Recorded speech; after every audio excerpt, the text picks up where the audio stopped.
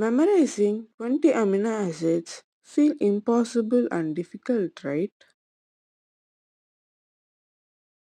In the next few minutes, you all remember all the amino acids with simple tricks.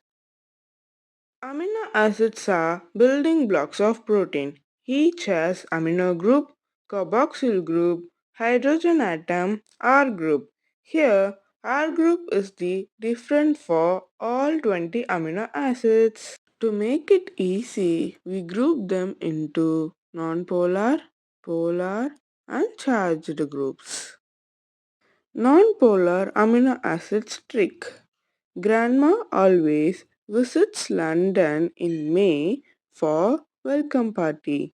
This gives Grandma glycine, always alanine, visits valine, London leucine, in isoleucine, May methionine, for phenylalanine. Welcome, tryptophan. Party, proline. Next, polar amino acids, uncharged. For this, Santa took cookies, now quietly yarning. For this, Santa is equal to serine.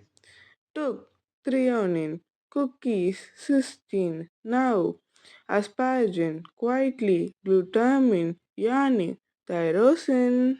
Charged amino acids. These are of two types, positive and negative.